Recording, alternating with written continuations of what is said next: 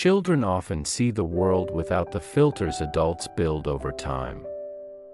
Emma didn't see social rules, awkwardness, or boundaries when she noticed a sad woman in a café. She saw pain. Her question, "Why does the princess look sad?" wasn't naive, it was deeply human. That moment reminds us that compassion doesn't require maturity or experience. It requires noticing. Emma had learned compassion through loss. She had lost her mother at a young age and learned, through her father's guidance, that sadness is something to be acknowledged, not avoided. When she saw Claire crying, Emma didn't think, "That's not our business." She thought, "Someone is hurting, and hurting people need help." That instinct changed everything. Adults often hesitate. We worry about intruding, being awkward, or misreading a situation. Emma had none of that hesitation. Her openness disarmed Claire and created a space where vulnerability was safe. One honest question allowed a heartbroken woman to feel seen rather than invisible. That single act of compassion set off a ripple effect, leading to friendship, healing, love, and ultimately the creation of a family. It shows how powerful children can be when they're taught empathy instead of indifference. Emma didn't solve Claire's problems. She didn't need to. She simply opened the door. The story reminds us that the smallest acts, asking if someone is okay, offering company, noticing sadness, can redirect entire lives. Compassion doesn't need to be loud or heroic. Sometimes, it sounds like a quiet question from an 8-year-old who believes people deserve care. From a logical standpoint, Ryan had every reason to stay seated and mind his own business. Approaching a stranger who is crying in public can feel uncomfortable, even inappropriate. Society often teaches us to look away, to give people privacy, to avoid emotional messes that aren't ours. But kindness doesn't operate on logic, it operates on courage. When Ryan followed Emma's lead and engaged with Claire, he stepped into discomfort. He didn't know her story. He didn't know where the interaction would lead.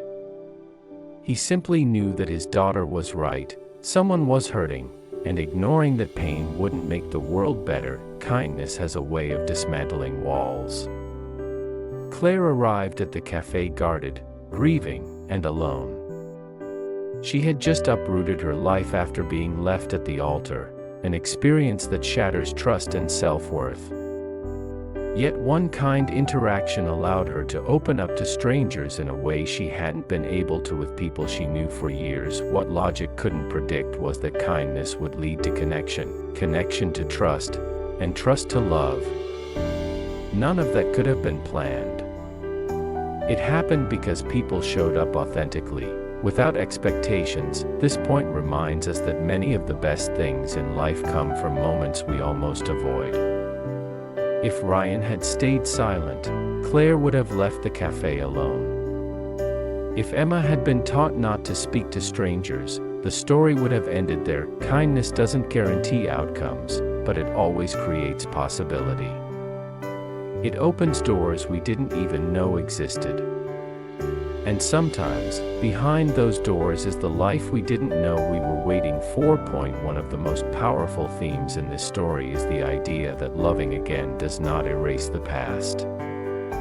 Ryan didn't fall in love with Claire because he had moved on from Amy in the sense of forgetting her. He fell in love because he learned that grief and love can coexist. For 4 years, Ryan believed his heart was closed. Not because he didn't want happiness, but because he was afraid that loving someone new would somehow betray the woman he lost. This fear is common among widows and widowers, the idea that joy equals disloyalty. Claire changed that without demanding it. She didn't replace Amy, she respected her presence.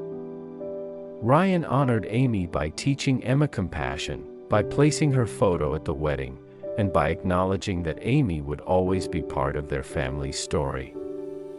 Love expanded instead of being replaced. True healing doesn't come from erasing pain, it comes from making room for something new alongside it. Ryan's heart didn't choose between past and present, it grew to hold both. This is an important reminder for anyone carrying loss. Life doesn't ask us to forget the people who shaped us. It asks us to live in a way that honors them.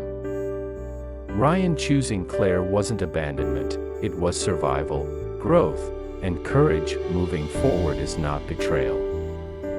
It is a continuation.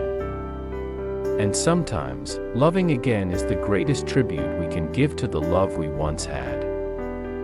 Claire didn't heal simply because time passed or because she moved to a new city. She healed because someone stayed. When Derek returned, reopening wounds and doubts, Claire spiraled, not because she wanted him back, but because old trauma resurfaced. Abandonment leaves scars that don't disappear just because a relationship ends. Ryan's response mattered. He didn't pressure Claire, guilt her, or compete with her past. Instead, he gave her space while remaining present. When he finally showed up at her door, he didn't promise perfection. He promised effort, consistency, choice. Healing often comes not from grand declarations, but from reliability. Ryan didn't claim he'd never leave, he promised he would fight to stay. That honesty made his commitment stronger than any fairy tale vow. Claire had been left at the altar, publicly, devastatingly. Her fear wasn't about love, it was about trust. Ryan helped her heal by proving that love isn't about flawless timing, it's about showing up when it's uncomfortable. This point highlights that healing is relational. We heal in safe spaces, with people who allow us to be afraid without abandoning us. Claire chose Ryan because he stood in her fear with her instead of running from it. Showing up, again and again, is what turns love into something real. Emma's journey shows that family is defined by presence, not biology. She didn't replace her mother when Claire entered her life. She expanded her understanding of love. Emma learned that hearts aren't limited, they're elastic.